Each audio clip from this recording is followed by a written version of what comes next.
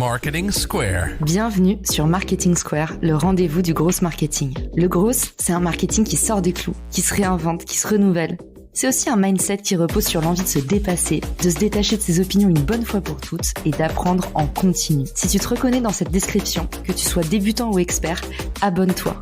Ce podcast va devenir ton meilleur allié. Je suis Caroline Mignot, grosse marketeuse et entrepreneur. Et chaque semaine, je partage sans compter des astuces concrètes, des méthodes actionnables, des idées utiles pour faire grandir ton business et rester à la pointe des nouveautés. Cet épisode est rendu possible par Iconosquare, la plateforme de gestion tout en un de vos réseaux sociaux. Chaque semaine, recevez des rapports détaillés de votre activité et de votre impact sur Instagram, TikTok, Facebook ou encore LinkedIn. Vous trouverez le lien pour tester Iconosquare gratuitement depuis les ressources de l'épisode. Bonjour à tous et bienvenue dans ce nouvel épisode de Marketing Square. Aujourd'hui, on va parler de la newsletter LinkedIn. Vous êtes nombreux à avoir remarqué cette nouvelle fonctionnalité qui a un fort potentiel viral qui est arrivé sur LinkedIn et pour autant, vous êtes aussi nombreux à vous poser des questions. La newsletter LinkedIn doit-elle remplacer ma newsletter existante? Est-ce que ça vaut le coup d'en lancer une? À qui elle s'adresse? Dans cet épisode, je vous propose un résumé complet de la masterclass de 1 heure que j'ai fait sur le sujet que vous pouvez retrouver en description de l'épisode pour ceux qui sont déjà convaincus de lancer leur newsletter. Allez regarder dans les ressources de l'épisode, vous avez tous les hacks pour faire performer votre newsletter. Dans ce microcast aujourd'hui, c'est la version condensée. Je vous propose de voir dans un premier temps à qui s'adresse la newsletter LinkedIn. Deuxièmement, qu'est-ce qui la différencie de la newsletter traditionnelle, quelles sont ses forces et ses faiblesses. Troisièmement, comment la créer très facilement dans l'interface LinkedIn. Et quatrièmement, quelles sont les astuces, les meilleurs hacks pour la faire performer. 10 000 abonnés à ma newsletter en seulement 2 jours. C'est la voie royale pour vous constituer une audience et fidéliser via LinkedIn. J'arrête de vous spoiler, on passe tout de suite à l'épisode. Dans un premier temps, la newsletter LinkedIn, elle s'adresse à ceux qui remplissent ces conditions. Avoir du contenu à diffuser régulièrement. Ne pas vouloir s'ajouter des nouvelles contraintes techniques avec un nouveau logiciel à maîtriser et à connecter à d'autres canaux. Avoir du mal à récupérer des emails. Parce qu'aujourd'hui, c'est très difficile de convaincre des gens de s'inscrire à une énième newsletter. Avoir des problèmes de délivrabilité, parce que c'est très difficile aussi d'arriver bien placé dans les boîtes mail et que souvent on se retrouve dans les spams, surtout si on a fait des bêtises par le passé avec son adresse email. Enfin, vouloir faire grandir son audience LinkedIn parce que c'est aussi un super instrument pour augmenter votre autorité sur LinkedIn et publier davantage. Alors, qu'est-ce que la newsletter LinkedIn? C'est tout simplement une newsletter intégrée à LinkedIn. C'est-à-dire que oui, vous êtes dépendant de LinkedIn, mais à côté de ça, en fait, ça vous permet de développer un autre format de contenu à destination de votre audience LinkedIn. Aujourd'hui, si on devait faire un match entre la newsletter LinkedIn et la newsletter traditionnelle, la newsletter LinkedIn, elle a une forte viralité.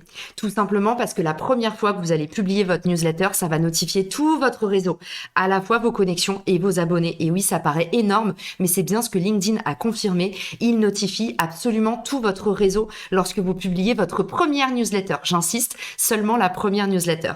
Il y a donc un fort potentiel de viralité sur la première newsletter. Il va y avoir aussi une excellente délivrabilité. Et oui, forcément, vu que c'est LinkedIn qui va distribuer votre newsletter, ça va être en fait un email LinkedIn qui est adressé à toutes les personnes qui sont abonnées à vous.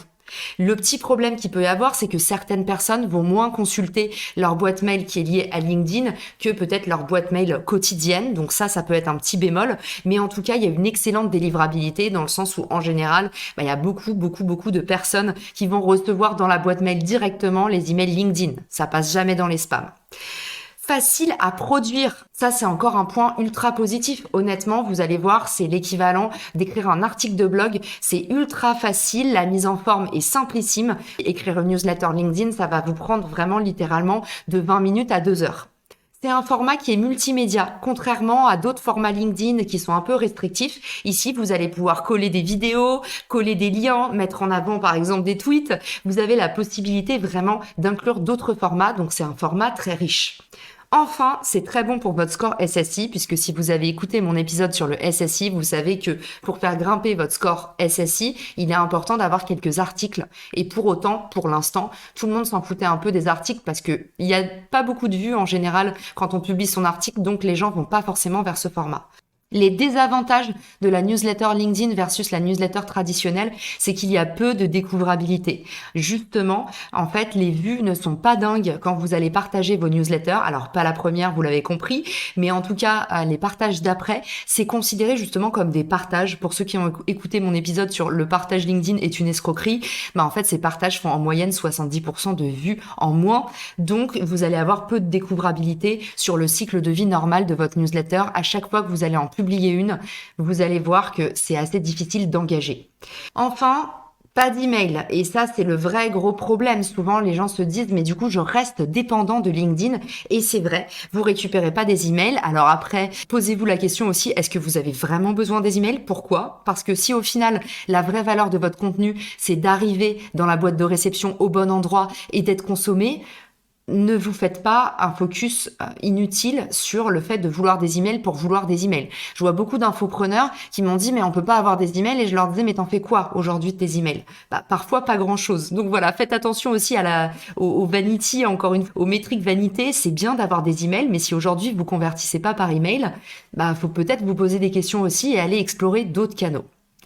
Également, il faut le préciser, c'est pas parce que vous avez une base email que vous pouvez pas utiliser la force de la newsletter LinkedIn pour aller, par exemple, et j'en parle dans la masterclass, proposer un petit contenu, un petit échantillon pour convaincre les gens de s'abonner à votre vraie base email. Encore une fois, l'idée de chaque canal, c'est de le connecter au canal suivant pour créer un tunnel de conversion dans votre stratégie de contenu. C'est comme ça que vous allez faire des contenus qui convertissent. Le dernier point, et pour moi, je vais vous dire, c'est le plus important, le vrai malus de la newsletter LinkedIn, c'est que vous n'avez pas accès à vos stats. Autrement dit, comment on fait pour progresser? Vous vous souvenez, tout ce qui ne se traque pas ne s'améliore pas. Le fait de ne pas pouvoir voir qui ouvre vos emails, qui clique, sauf si vous mettez des liens Bitly traqués, mais ce que je veux dire, c'est que vous n'avez pas la possibilité d'avoir accès à des statistiques détaillées de qu'est-ce qui s'est passé sur votre newsletter, tandis que si vous utilisez un logiciel de newsletter, vous avez directement accès au nom, vous pouvez voir quel prospect a cliqué sur quel lien, et ça, c'est hyper précieux. Alors, maintenant que vous y voyez un petit peu plus clair, qu'est-ce qui différencie la newsletter LinkedIn de la newsletter traditionnelle, que vous êtes rentré potentiellement dans les critères des personnes à qui ça pouvait servir. Maintenant, comment est-ce qu'on fait pour créer sa newsletter? C'est tout simple en fait. Le premier prérequis, c'est d'avoir le mode créateur activé. Pour ceux qui ne savent pas encore ce que c'est que le mode créateur, j'ai fait un épisode sur le sujet. Je vous l'indiquerai dans les ressources de l'épisode. Allez écouter, il dure quelques minutes et il vous explique très clairement est-ce que vous devez activer le mode créateur ou pas. Si vous avez le mode créateur activé, donc 150 connexions, une activité récente et pas de problème sur votre compte LinkedIn, vous devriez voir vos outils de création juste en dessous. Du coup, rendez-vous dans votre tableau personnel depuis votre espace profil sur LinkedIn. Vous allez pouvoir activer le mode créateur et puis ensuite vous avez du coup juste en bas dans cette fenêtre les outils de création et vous devriez voir LinkedIn Live avec marqué disponible et newsletter disponible. Normalement vous avez ces deux fonctions qui s'enclenchent directement. Si elles ne le sont pas, c'est que c'est pas encore disponible pour votre profil puisque toutes les fonctionnalités LinkedIn sont disponibles en rollout progressif, c'est-à-dire qu'elles arrivent au fur et à mesure. Donc si vous ne les avez pas, envoyez un petit message au service client, ça peut faire pencher la balance en votre faveur. Je vous donne dans la masterclass complète des petites astuces pour pouvoir maximiser l'impact de votre newsletter LinkedIn au sein de votre stratégie de contenu globale. Mais tout de suite, on va passer aux bonnes pratiques. Les bonnes pratiques quand on lance sa newsletter LinkedIn, quelles sont-elles? Déjà, sélectionnez un thème large qui va pouvoir se décliner chaque semaine. Par exemple, les coulisses de, le best-of de, des comparatifs, des reviews, des tutoriels. Deuxièmement, choisissez un titre évocateur, environ 30 caractères, essayez de poser une question pour être hyper interactif. Troisièmement, créez un rendez-vous régulier, une fois par semaine ou 2 fois par mois, annoncez le rythme pour créer un rendez-vous avec vos audiences. Quatrièmement, soignez votre image. L'illustration, le logo, les repères, je vous donne toutes les dimensions, tous les critères à suivre depuis la masterclass qui se trouve dans les liens de l'épisode. 5e point, distribuez le lien de votre newsletter. Et oui, à vous d'indiquer le lien de votre newsletter dans la signature email ou partout où vous le pouvez pour la faire connaître tout simplement. 6e point, créez des repères visuels. Évitez les images de banque d'images. Essayez à chaque newsletter de mettre un super visuel qui va qui va attirer l'attention du spectateur et qui va aussi correspondre au thème que vous évoquez. 7e point, incluez absolument un appel à l'action. Il va falloir que vous déclenchiez des commentaires, des partages, choisissez ce que vous voulez déclencher, mais en tout cas, n'oubliez pas d'inclure en bas de la newsletter un appel à l'action. Et enfin, dernier et 8e point, donnez rendez-vous la semaine suivante. C'est hyper important d'ancrer ce rendez-vous et du coup, à la fin de votre newsletter, spécifiez quand est-ce qu'on va vous retrouver et n'hésitez pas à inclure un petit teasing en disant la semaine prochaine, on va évoquer tel ou tel sujet. Voilà, j'espère que cet épisode vous a été utile. S'il l'a été, n'hésitez pas à le partager, n'hésitez pas à en parler autour de vous. Je vous souhaite une très bonne journée-soirée et je vous dis à très vite dans le podcast. Ciao!